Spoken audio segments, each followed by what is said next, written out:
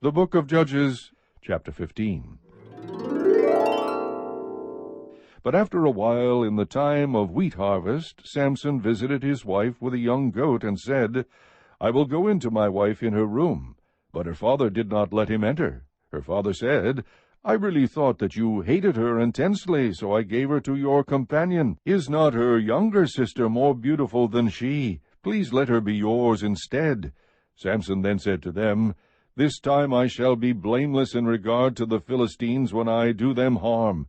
Samson went and caught 300 foxes, and took torches, and turned the fox's tail to tail, and put one torch in the middle between two tails. When he had set fire to the torches, he released the foxes into the standing grain of the Philistines, thus burning up both the shocks and the standing grain, along with the vineyards and groves. Then the Philistines said, Who did this? And they said, Samson, the son-in-law of the Timnite, because he took his wife and gave her to his companion. So the Philistines came up and burned her and her father with fire. Samson said to them, Since you act like this, I will surely take revenge on you, but after that I will quit. He struck them ruthlessly with a great slaughter, and he went down and lived in the cleft of the rock of Etam. Then the Philistines went up and camped in Judah and spread out in Lehi. The men of Judah said, Why have you come up against us? And they said, We have come up to bind Samson in order to do to him as he did to us. Then 3,000 men of Judah went down to the cleft of the rock of Etam and said to Samson, Do you not know that the Philistines are rulers over us? What then is this that you have done to us? And he said to them, As they did to me, so I have done to them. They said to him, We have come down to bind you so that we may give you into the hands of the Philistines. And Samson said to them, Swear to me that you will not kill me. So they said to him, No, but we will bind you fast and give you into their hands. Yet surely we will not kill you. Then they bound him with 2 new ropes and brought him up from the rock. When he came to Lehi, the Philistines shouted as they met him, and the Spirit of the Lord came upon him mightily, so that the ropes that were on his arms were as flax that is burned with fire, and his bonds dropped from his hands. He found a fresh jawbone of a donkey, so he reached out and took it, and killed 1,000 men with it. Then Samson said, With the jawbone of a donkey, heaps upon heaps, with the jawbone of a donkey, I have killed 1,000 men. When he had finished speaking, he threw the jawbone from his hand, and he named that place Ramoth-Lehi. Then he became very thirsty, and he called to the Lord, and said, You have given this great deliverance by the hand of your servant, and now shall I die of thirst, and fall into the hands of the uncircumcised? But God split the hollow place that is in Lehi, so that water came out of it. When he drank, his strength returned, and he revived. Therefore he named it En-Hakkore, which is in Lehi to this day. So he judged Israel 20 years in the days of the Philistines. Chapter 16. Now Samson went to Gaza, and saw a harlot there, and went into her. When it was told to the Gazites, saying, Samson has come here, they surrounded the place, and lay in wait for him all night at the gate of the city. And they kept silent all night, saying, Let us wait until the morning light, then we will kill him. Now Samson lay until midnight, and at midnight he arose, and took hold of the doors of the city gate and the 2 posts, and pulled them up along with the bars. Then he put them on his shoulders, and carried them up to the top of the mountain which is opposite Hebron. After this it came about that he loved a woman in the valley of Sorek, whose name was Delilah. The lords of the Philistines came up to her, and said to her, Entice him, and see where his great strength lies, and how we may overpower him, that we may bind him to afflict him. Then we will each give you 1,100 pieces of silver. So Delilah said to Samson, Please tell me where your great strength is, and how you may be bound to afflict you. Samson said to her, If they bind me with 7 fresh cords that have not been dried, then I will become weak and be like any other man. Then the lords of the Philistines brought up to her 7 fresh cords that had not been dried, and she bound him with them.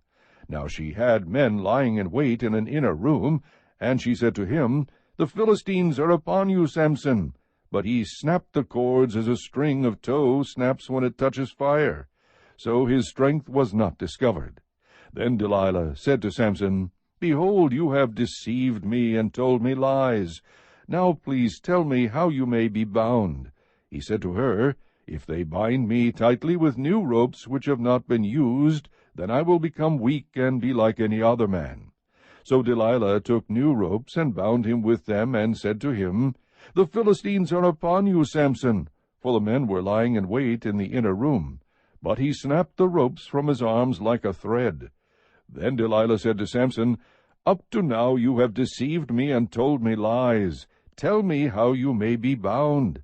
And he said to her, If you weave the 7 locks of my hair with the web, and fasten it with a pin, then I will become weak and be like any other man. So while he slept, Delilah took the 7 locks of his hair, and wove them into the web. And she fastened it with a pin, and said to him, The Philistines are upon you, Samson. But he awoke from his sleep, and pulled out the pin of the loom and the web. Then she said to him, How can you say, I love you, when your heart is not with me? You have deceived me these 3 times, and have not told me where your great strength is.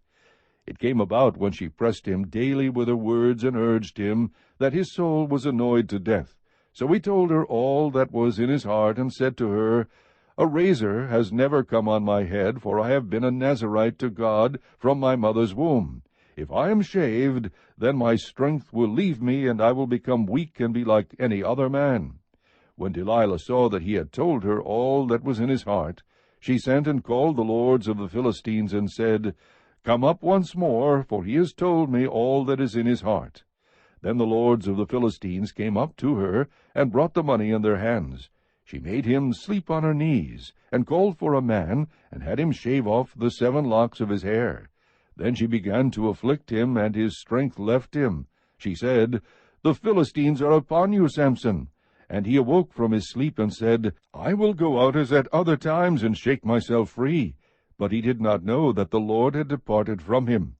Then the Philistines seized him, and gouged out his eyes, and they brought him down to Gaza, and bound him with bronze chains, and he was a grinder in the prison. However, the hair of his head began to grow again after it was shaved off. Now the lords of the Philistines assembled to offer a great sacrifice to Dagon their god, and to rejoice, for they said, Our God has given Samson our enemy into our hands. When the people saw him, they praised their God, for they said, Our God has given our enemy into our hands, even the destroyer of our country, who has slain many of us. It so happened, when they were in high spirits, that they said, Call for Samson, that he may amuse us. So they called for Samson from the prison, and he entertained them, and they made him stand between the pillars. Then Samson said to the boy who was holding his hand, Let me feel the pillars on which the house rests, that I may lean against them. Now the house was full of men and women, and all the lords of the Philistines were there. And about 3,000 men and women were on the roof, looking on, while Samson was amusing them. Then Samson called to the Lord, and said, O Lord God, please remember me, and please strengthen me just this time, O God, that I may at once be avenged of the Philistines for my 2 eyes. Samson grasped the 2 middle pillars on which the house rested, and braced himself against them, the one with his right hand and the other with his left. And Samson said, Let me die with the Philistines. And he bent with all his might, so that the house fell on the lords, and all the people who were in it. So the dead whom he killed at his death were more than those whom he killed in his life. Then his brothers and all his father's household came down, took him, brought him up, and buried him between Zorah and Eshtaol in the tomb of Manoah his father. Thus he had judged Israel 20 years.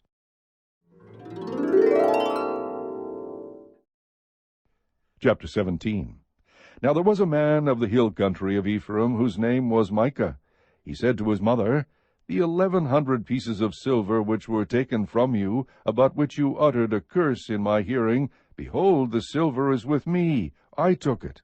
And his mother said, Blessed be my son by the Lord. He then returned the 1,100 pieces of silver to his mother, and his mother said, I wholly dedicate the silver from my hand to the Lord for my son, to make a graven image and a molten image. Now therefore I will return them to you." So when he returned the silver to his mother took 200 pieces of silver, and gave them to the silversmith, who made them into a graven image and a molten image, and they were in the house of Micah. And the man Micah had a shrine, and he made an ephod and household idols, and consecrated one of his sons, that he might become his priest. In those days there was no king in Israel. Every man did what was right in his own eyes.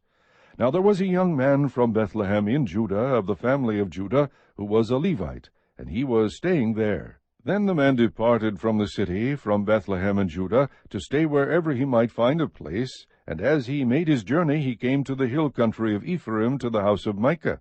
Micah said to him, "Where do you come from?" And he said to him, "I am a Levite from Bethlehem in Judah, and I am going to stay wherever I might find a place." Micah then said to him, "Dwell with me, and be a father and a priest to me, and I will give you 10 pieces of silver a year, a suit of clothes, and your maintenance." So the Levite went in. The Levite agreed to live with the man, and the young man became to him like one of his sons. So Micah consecrated the Levite, and the young man became his priest, and lived in the house of Micah. Then Micah said, "Now I know that the Lord will prosper me, seeing I have a Levite as priest." Chapter 18. In those days there was no king of Israel, and in those days the tribe of the Danites was seeking an inheritance for themselves to live in. For until that day an inheritance had not been allotted to them as a possession among the tribes of Israel. So the sons of Dan sent from their family 5 men out of their whole number, valiant men from Zorah and Eshtaol, to spy out the land and to search it. And they said to them, "Go, search the land." And they came to the hill country of Ephraim, to the house of Micah, and lodged there. When they were near the house of Micah, they recognized the voice of the young man, the Levite. And they turned aside there, and said to him, "Who brought you here? And what are you doing in this place? And what do you have here?" He said to them, "Thus and so has Micah done to me, and he has hired me, and I have become his priest." They said to him, "Inquire of God, please, that we may know whether our way on which we are going will be prosperous." The priest said to them, "Go in peace. Your way in which you are going has the Lord's approval." Then the 5 men departed and came to Laish, and saw the people who were in it living in security, after the manner of the Sidonians, quiet and secure, for there was no ruler humiliating them for anything in the land, and they were far from the Sidonians, and had no dealings with anyone. When they came back to their brothers at Zorah and Eshtaol, their brothers said to them, "What do you report?" They said, "Arise, and let us go up against them, for we have seen the land, and behold, it is very good. And will you sit still? Do not delay to go, to enter, to possess the land. When you enter, you will come to a secure people with a spacious land, for God has given it into your hand, a place where there is no lack of anything that is on the earth." Then from the family of the Danites, from Zorah and from Eshtaol, 600 men armed with weapons of war set out. They went up and camped at Kiriath Jearim in Judah. Therefore they called that place Mahaneth Dan to this day. Behold, it is west of Kiriath Jearim. They passed from there to the hill country of Ephraim, and came to the house of Micah. Then the 5 men who went to spy out the country of Laish said to their kinsmen, "Do you know that there are in these houses an ephod and household idols, and a graven image and a molten image? Now therefore consider what you should do." They turned aside there, and came to the house of the young man, the Levite, to the house of Micah, and asked him of his welfare. The 600 men, armed with their weapons of war, who were of the sons of Dan, stood by the entrance of the gate.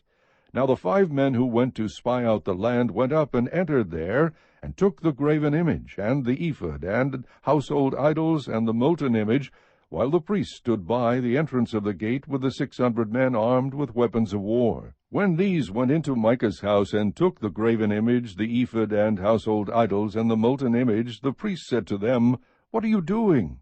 They said to him, "Be silent, put your hand over your mouth, and come with us, and be to us a father and a priest. Is it better for you to be a priest to the house of one man, or to be priest to a tribe and a family in Israel. The priest's heart was glad, and he took the ephod and household idols and the graven image, and went among the people. Then they turned and departed, and put the little ones and the livestock and the valuables in front of them. When they had gone some distance from the house of Micah, the men who were in the houses near Micah's house assembled, and overtook the sons of Dan. They cried to the sons of Dan, who turned around and said to Micah, "What is the matter with you, that you have assembled together?" He said, "You have taken away my gods which I made, and the priest, and have gone away, and what do I have besides? So how can you say to me, What is the matter with you?" The sons of Dan said to him, "Do not let your voice be heard among us, or else fierce men will fall upon you, and you will lose your life, with the lives of your household." So the sons of Dan went on their way, and when Micah saw that they were too strong for him, he turned and went back to his house. Then they took what Micah had made, and the priest who had belonged to him, and came to Laish, to a people quiet and secure, and struck them with the edge of the sword, and they burned the city with fire. And there was no one to deliver them, because it was far from Sidon, and they had no dealings with anyone, and it was in the valley which is near Beth-rehob. And they rebuilt the city, and lived in it. They called the name of the city Dan, after the name of Dan their father, who was born in Israel. However, the name of the city formerly was Laish. The sons of Dan set up for themselves the graven image, and Jonathan the son of Gershom, the son of Manasseh, he and his sons were priests to the tribe of the Danites, until the day of the captivity of the land. So they set up for themselves Micah's graven image, which he had made, all the time that the house of God was at Shiloh.